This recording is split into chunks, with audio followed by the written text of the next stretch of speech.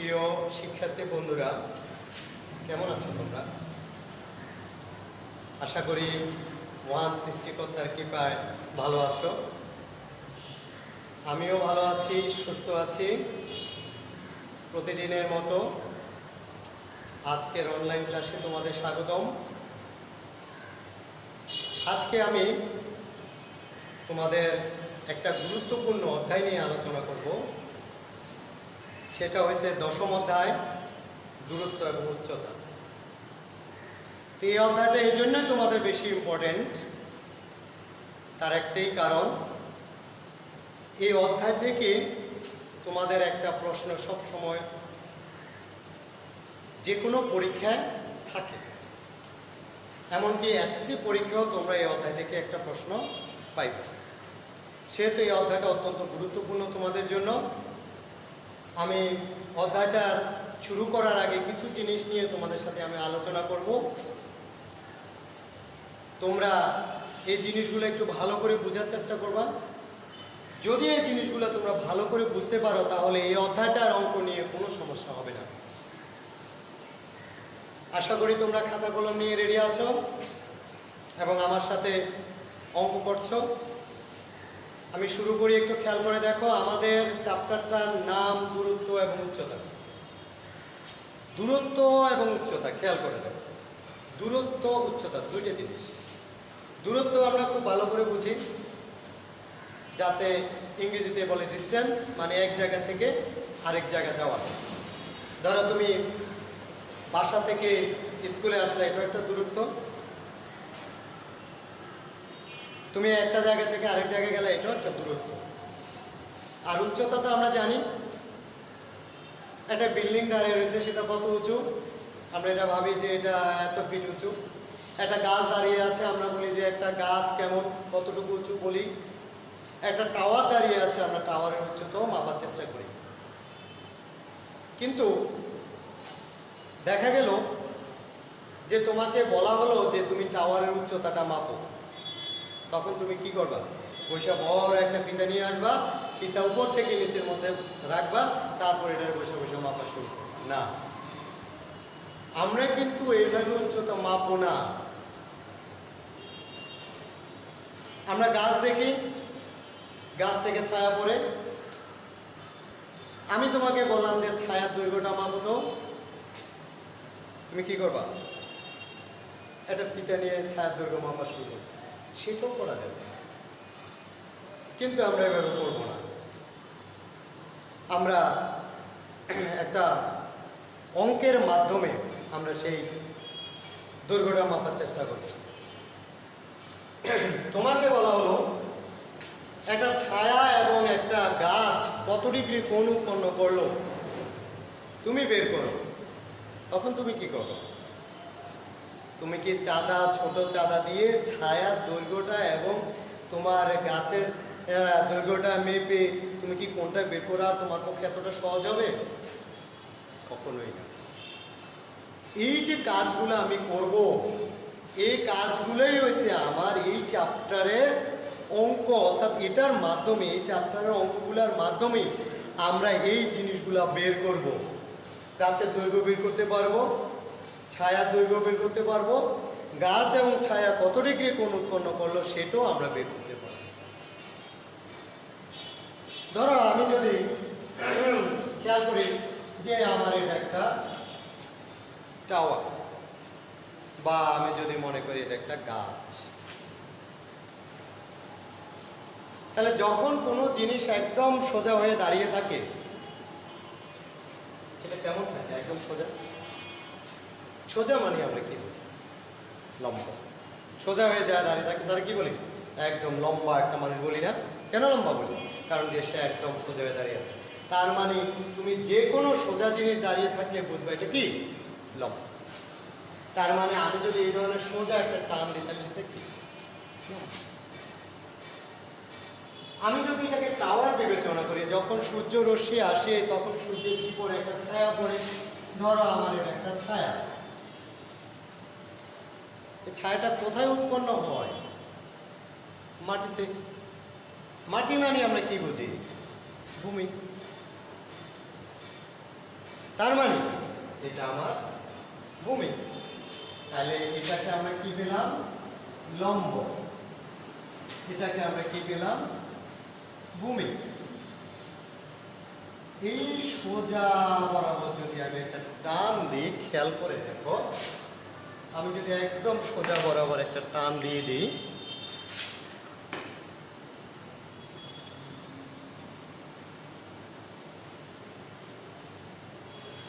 তাহলে এটা কি হয়ে যাবে? একদম সোজা আমরা টান দিই, এটা হয়ে যাবে অতিভুজ। এটাকে আরেকটা নামকরণ করে দেখো, এটা কিন্তু এইভাবে শুয়ে আছে, তার মানে এটাকে আমি শয়ন রেখাও বলতে পারি। তুমি তোমার বোঝার সুবিধার্থে তুমি যেভাবে মনে রাখবে। তাহলে আমরা লম্ব কি, ভূমি কি, অতিভুজ কি বুঝতে পারো। আশা করি তোমরাও আমার সাথে সাথে বুঝতে পেরেছ। এখন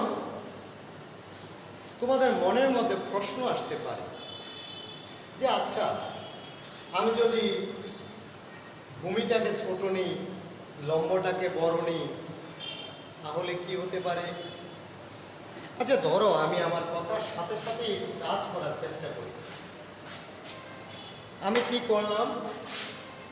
লম্বটাকে বড় নিলাম, খেয়াল করো, ভূমিটাকে আমি ছোট নিলাম, আর যথারীতি আমি আমার অতিভুজটা আঁকলাম।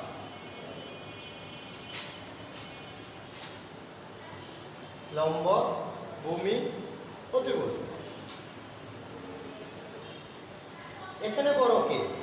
ভূমি। লম্ব কে? ছোট।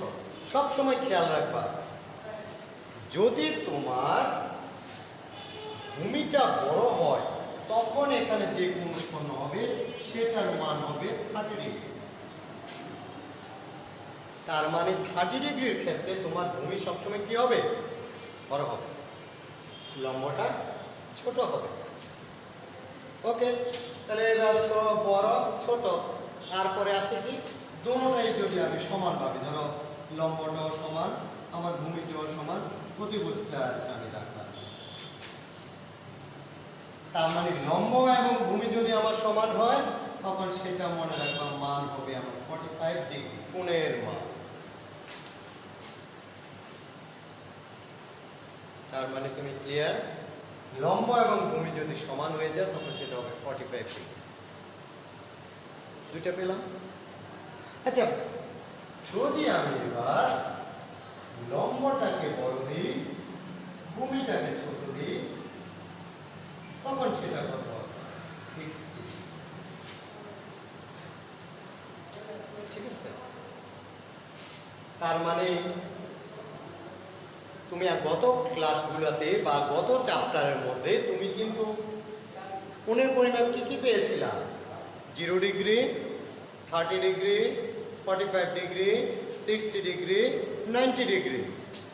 0 ডিগ্রি কোণ নাই, সেহেতু এটার কোনো পরিমাপ আসবে না। 90 ডিগ্রি তো লম্ব, এটার সাথেও কোনো কাজ হবে না। তাহলে তোমার তিনটা কোণ দ্বারা তোমাকে এই অধ্যায়টা করতে হবে, একটা 30, একটা 45, একটা 60। তাহলে 30 ডিগ্রির ক্ষেত্রে লম্ব ছোট, ভূমি বড়, 45 ডিগ্রির ক্ষেত্রে লম্ব এবং ভূমি সমান, 60 ডিগ্রির ক্ষেত্রে ভূমি ছোট, লম্ব বড়।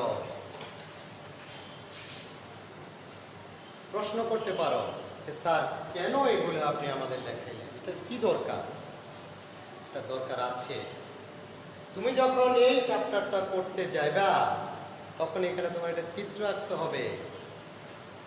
তুমি যখন চিত্রটা আঁকবা, চাইবো তোমার 30 ডিগ্রি, তুমি কি করলা? ভূমিটা ছোট আঁকলা, লম্বটা বড় উঠিয়ে দিলা, তাহলে কি তোমার 30 ডিগ্রি হবে? অবশ্যই। এই জন্য এই চিত্রগুলো অত্যন্ত গুরুত্বপূর্ণ। তাহলে তুমি যখন অঙ্ক করবা তখন তোমাকে খেয়াল রাখতে হবে যে আমার কোণের পরিমাপটা কত দিয়েছে। যদি কোণের পরিমাপ আমার 30 ডিগ্রি থাকে তাহলে আমি 30 ডিগ্রি অনুপাতে চিত্রটা আঁকবো। যদি 45 ডিগ্রি থাকে তাহলে আমি 45 ডিগ্রি অনুসারে চিত্রটা আঁকবো। যদি 60 ডিগ্রি থাকে আমি 60 ডিগ্রি অনুসারে চিত্রটা আঁকবো। তাহলে আমার এই চ্যাপ্টারের শুরুতে এই কাজগুলো তোমাদের করতে হবে। এই কাজগুলো তোমরা বুঝে গেছো। আমার বিশ্বাস তোমরা এই কাজগুলো সম্পূর্ণ বুঝে গেছো। এইগুলো 1 নাম্বার কাজ এই অধ্যায়ের জন্য। 2 নাম্বার কাজটা কি? দেখো, আমি এতক্ষণ ধরে যা আলোচনা করছি, লম্ব, ভূমি এবং অতিভুজ। কি কি আলোচনা করলাম? লম্ব, ভূমি,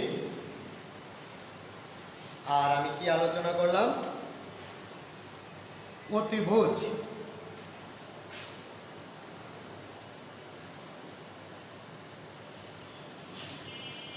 এই 3টা জিনিস নিয়ে আমি আলোচনা করব। এই 3টা জিনিস নিয়ে যখন আমি আলোচনা করলাম, তখন আমি তোমাদের অধ্যায়টা শুরু করার আগে কিছু কথা বলেছিলাম যে আমি কিসের মান বের করব। হয় গাছটার দৈর্ঘ্য মানে কার মান, লম্বের মান, হয় ছায়ার দৈর্ঘ্য তার মানে কার মান, ভূমির মান, হয় শয়ন রেখা মানে তোমার অতিভুজের মান। এই 3টার মান আমার যে কোনো একটা মান বের করতে হবে। তাহলে তোমার প্রশ্নের মধ্যে কি থাকতে পারে? তোমার প্রশ্নের মধ্যে থাকতে পারে লম্বর মান দিয়ে দিয়েছে, ভূমির মান বের করতে হবে, অতিভুজের মান দিয়ে দিয়েছে, লম্বের মান বের করতে হবে। এই জিনিসগুলো তোমাকে বের করতে হবে। তাহলে এই জিনিসগুলো বের করার জন্য আমি গত ক্লাসের কিছু ছোট্ট জিনিস নিয়ে আবারও একটু তোমাদের সাথে আলোচনা করি। যখন লম্ব এবং ভূমি থাকবে, আমার সম্পর্ক হবে কার, tan, এই সূত্রের মাধ্যমে আমরা বের করব। যখন তোমার লম্ব এবং অতিভুজ থাকবে, তখন মান হবে কার, sin। যখন ভূমি এবং অতিভুজ থাকবে, তখন মান হবে কার, cos। তার মানে কি? তার মানে হলো তোমাকে যদি এই চ্যাপ্টারের অঙ্কগুলো করতে হয়, তাহলে তোমাকে অবশ্যই এই জিনিসগুলো জানতে হবে। আশা করি তোমরা আমার সাথে সাথে এই জিনিসগুলো শিখে ফেলেছ। তার মানে লম্ব বাই অতিভুজকে সাইন, ভূমি বাই অতিভুজকে কস, লম্ব বাই ভূমি মানে কি tan। আমরা এই জিনিসগুলা শিখে ফেললাম। আমরা কোণের মানগুলো জানি, আমরা কখন চিত্রটা কিভাবে আঁকবো সেটাও আমরা জানি। তাহলে এই চ্যাপ্টারের যে খুঁটিনাটি যে জিনিসগুলো আছে তোমরা সব কিছু জেনে ফেলেছ। এইবার আমরা একটা অঙ্ক করব। তোমরা যদি এই অঙ্কটা আমার সাথে সাথে বুঝো এবং করো, তাহলে এই চ্যাপ্টারে মনে করো যে 5-6টা অঙ্ক তোমরা করে ফেলছো। তাহলে আমি শুরু করি অঙ্কটা। তোমাদের মেইন বইয়ের যে 10 নাম্বার অঙ্কটা আছে, ওই অঙ্কটাই আমি তোমাদের সাথে একটু আলোচনা করি, খেয়াল করে দেখো। আমি একটু প্রশ্নটা পড়ি, খেয়াল করো। একটি মিনারের পাদদেশ, মিনার, ওকে, আমি একটা মিনার আঁকার চেষ্টা করি।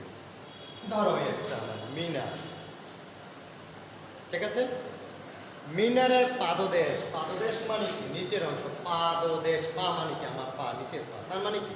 পাদদেশ মানে নিচের অংশ। পাদদেশ থেকে কিছু দূরে, ওকে, আমি ধরলাম কিছু দূরে গেলাম, কিছু দূরে শীর্ষের উন্নতি কোণ 30 ডিগ্রি। তার মানে খেয়াল করো, আমি কিন্তু একটু আগে তোমাদের বলেছিলাম যখন 30 ডিগ্রি হবে তখন কি হবে? ভূমিটা বড় হবে, লম্বটা ছোট হবে।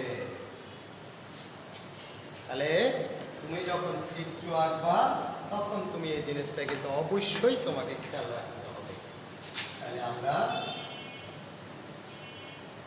চিত্রটা আঁকলাম, ওকে, আমরা চিত্রটা আঁকলাম। আমরা এবার একটা নামকরণ করি, এটা তুমি যে কোনো ভাবে নামকরণ করতে পারো, তোমার। দেখো, উন্নতি কোণ 30 ডিগ্রি, অর্থাৎ ভূমির সাথে যে কোণটা উৎপন্ন হবে সেটাই হবে তোমার উন্নতি কোণ 30 ডিগ্রি।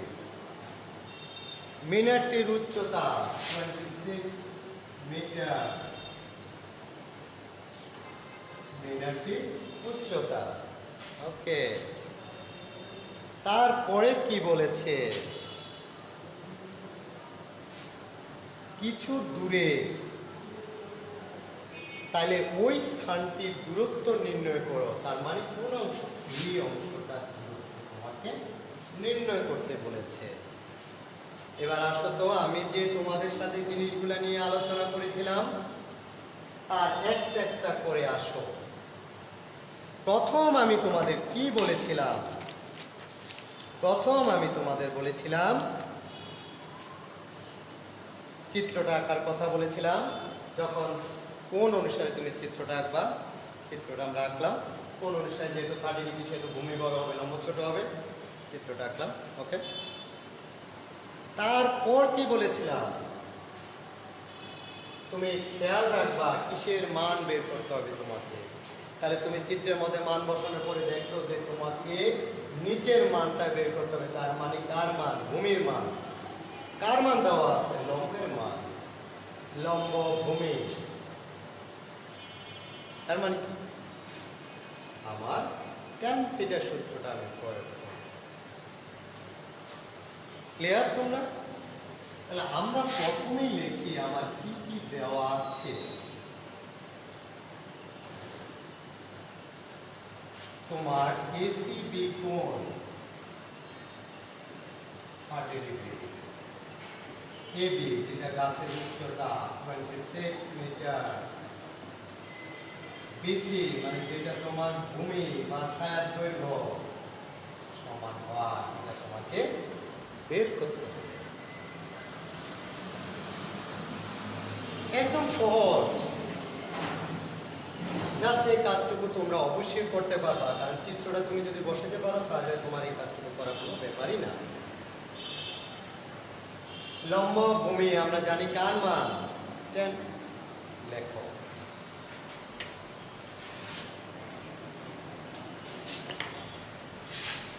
ABC সমকোণী ত্রিভুজ হতে আমরা পাই। তার মানে কি? 10 ACB কোণ লম্ব বাই ভূমি মানে AB বাই BC, লম্ব বাই ভূমি, বা 10 30 ডিগ্রি, AB কে 26, BC কে S। tan 30 ডিগ্রির মান আমরা গত ক্লাসে শিখে এসেছি। সেটার মান কত? 1/√3 equal 26/x। ঠিক আছে? তাহলে দেখো, আমরা এতটুকু পর্যন্ত কিন্তু সম্পূর্ণই ক্লিয়ার। আমাদের কারো কোনো সমস্যা এতটুকুর মধ্যে নাই। তাহলে এবার কাজ কি? একদম সহজ ব্যাপার, আমরা ক্রস গুণন করব। আশা করি এতক্ষণে তোমরা এতটুকু উঠিয়ে ফেলেছ। আমরা ক্রস গুণন করব। বা x সমান 26√3। তুমি x এর সাথে 26 এর সাথে √3টাকে গুণ দিয়ে দাও। তোমাদের ক্যালকুলেটর ইউজ করো, দেখো সেটার মান আসতেছে 45.033 মিটার।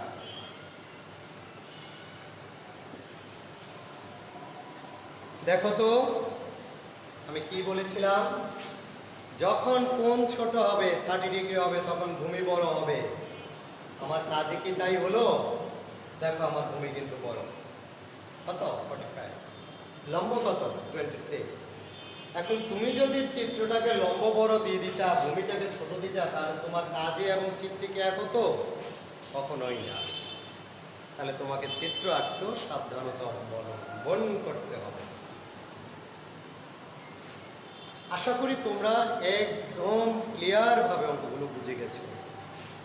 তোমাদের অধ্যায়ের মধ্যে উদাহরণের কিছু অঙ্ক আছে, তোমরা এগুলা বাড়িতে চেষ্টা করবা।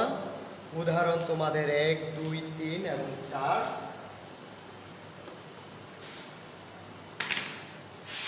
তোমাদের উদাহরণ 1, 2, 4 আর অনুশীলনীর মধ্যে আছে তোমাদের 10, 11, 12, 13। 10, 11, 12, 13 মোট 8টা অঙ্ক কিন্তু তুমি এইভাবে করে ফেলতে পারো। শুধু পার্থক্য একটাই যে তুমি মানগুলা কোথায় বসাবা, লম্বে বসাবা, ভূমি বসাবা না অতিভুজের মধ্যে বসাবা, এটা তোমার প্রশ্নের মধ্যে উল্লেখ থাকবে। ওই অনুসারে তুমি এই সূত্রগুলো প্রয়োগ করে অঙ্ক করবে। আশা করি তোমরা সম্পূর্ণ বুঝে গেছো। আবার পরবর্তী ক্লাসে তোমাদের সাথে দেখা হবে। সে পর্যন্ত সবাই ভালো থেকো, সুস্থ থেকো। সকলকে অসংখ্য অসংখ্য ধন্যবাদ।